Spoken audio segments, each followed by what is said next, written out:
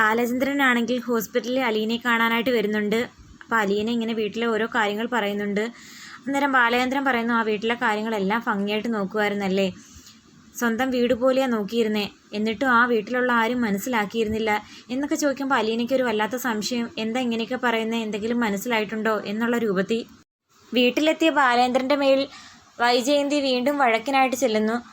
നിങ്ങളുടെ ഈ പെരുമാറ്റവും പ്രവൃത്തിയൊക്കെ കണ്ടു കഴിഞ്ഞാൽ ആളുകൾ പറയും നിങ്ങളുടെ ആദ്യ ഭാര്യയിലെ മകളെ കാണാനാണ് നിങ്ങൾ എപ്പോഴും ഇങ്ങനെ പോകുന്നതെന്ന്. അതിന് ആ കൊച്ചിൻ്റെ അല്ലെന്ന് പൂർണ്ണ ഉറപ്പ് എനിക്കുണ്ട്. പക്ഷേ കൊല്ലപ്പള്ളിയിലെ കുഞ്ഞിരാമൻ മേനോന് 3 മക്കളാണ് ഉള്ളത്.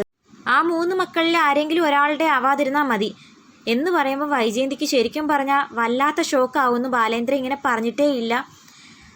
തനിക്ക് കിട്ടാവുന്ന ഏറ്റവും വലിയ മറുപടിയാണ് ബാലേന്ദ്രൻ തന്നിരിക്കുന്നത്. മറ്റൊന്നും പറയാനാകാതെ നിൽക്കുന്നതായിട്ട് കാണിക്കുന്നു. ശരിക്കും പറഞ്ഞാൽ ബാലേന്ദ്രൻ ഇങ്ങനെ പറഞ്ഞപ്പം വൈജയന്തിക്ക് കൊള്ളാൻ കാര്യം തൻ്റെ പഴയ ഫ്ലാഷ് ബാക്ക് അത്രയും നല്ലതൊന്നും അല്ലല്ലോ.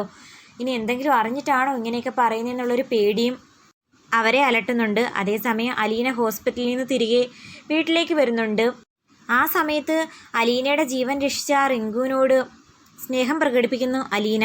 വൈജയന്തിയുടെ അറിയക്കഥകൾ തേടി ബാലേന്ദ്രൻ യാത്ര പുറപ്പെടുന്നതായിട്ടൊക്കെ കാണിക്കുന്നു. എന്തൊക്കെയായാലും ഇനി അധികം താമസിക്കാതെ വൈജയന്തിയുടെ ഫ്ലാഷ് ബാക്ക് ബാലേന്ദ്രൻ മനസ്സിലാക്കും. ശരിക്കും പറഞ്ഞാൽ എപ്പോഴും വൈജയന്തി വഴക്കല്ലേ, ഒരു കുറ്റവും കുറവുമില്ലാത്ത പൂർണ്ണ പെർഫെക്റ്റ് ആയിട്ടാണ് വൈജയന്തി ബാലേന്ദ്രൻ്റെ മേൽ സംസാരിച്ച് നിൽക്കുന്നതും. അതൊക്കെ മാറാൻ പോകുന്നു. അലീന സ്വന്തം മകളാണെന്ന് തിരിച്ചറിയാൻ ഇനി അധികം താമസത്തിൻ്റെ ആവശ്യമില്ല.